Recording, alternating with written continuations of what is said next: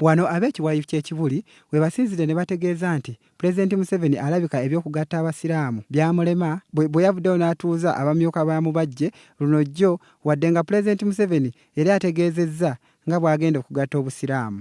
Naye olyotya emmere ogenda otya ne weebaka ng'abasiraamu bavumagana, abasiraamu bayombagana, abasiraamu batandise okuttiŋŋana naye nga battiŋŋana lwakubeera nti bali wamu olw'ebyo by'obeera waleeta ku bantu naye n'otuula n'oguma n'onywera ate n'otunulira n'abakulembeze. Supreme Mufti wa Uganda Sheikh Sirimani Kasule Ndirangwa asabye bannayuganda okuddayo mu byalo balime nga kino kyakuyamba okumalawo ebbula ly'emmere eriri mu ggwanga. Ono abadde mu kulambula ab'Emityana ne Mubende ng'awerekeddwako abamyuka be babiri Sheikh Muhammad Ssebuggwawo ne Sheikh Abib Kabasa. Kijja kutuyamba tolaba nga kyewuunyisa nze era nkyakyewuunya abamanyi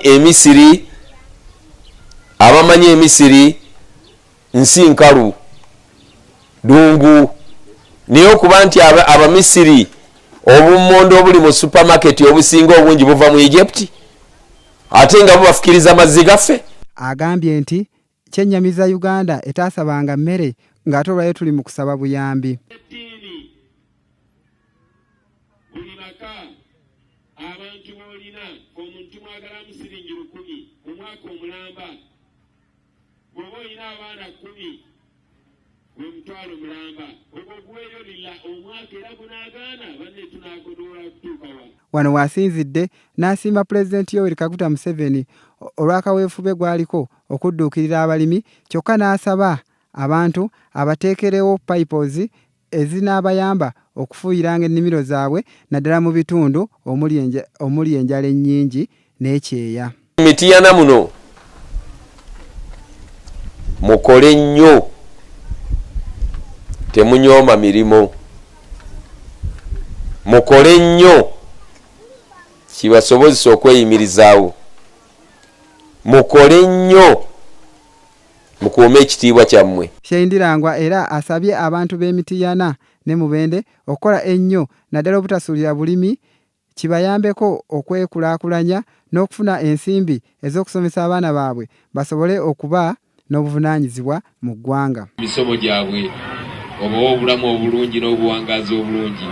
Kaadi w'Emityana ne Mubende aloopedde Supreme Mufti abantu abatakyayagala kusoma nga kibakuumidde nnyo emabega. Tusanze ekizibu nga buli gwolaba ayagala bamuyita sheefe obula ekisaanyizo imaamu oba sheefe. Amaka gaffe tegakyali mu ddiini, omwami n'omukyala tebafudde kukuza abaana baabwe mu ddiini. Bannamubende basabye olukiiko lwe okukkiririza disitulikiti y'e Mubende ekutulwe ku Mityana kubanga ekitundu kinene nnyo. Tategeera mirembe bwe gifaanana. Ffe tugamba omuntu ajje ng'ayambadde nga bw'asobola okuweesa kanso ng'etudde ekitiibwa. Oba oli musiraamu oba era ffe tutambula nga buli omu amanyi munne nga bw'atambula era tulina buli omu amanyi eddiini ya munne nga bw'etambula. Ebintu byetulina okukola ffe nga abantu abasuubuzi ekitwale bwetu abatali bamasheeka webiri mu busiraamu naye kyetubulamu bintu kubitabula netubigatta enkuba netuyingira mu nkaayana dayirekiti ez'abamaseeka ez'okukyalo n'ofunaku oludda n'okubagala n'oli bwenooyo omukulembeze w'obusiraamu mweyungeko. Sheikh Ndirangwa yasookera mu disitulikiti y'e Rakai okulambula abasiraamu era nga gy'agenze alambula agabye amagaali, pikipiki saako n'okutema amavuunike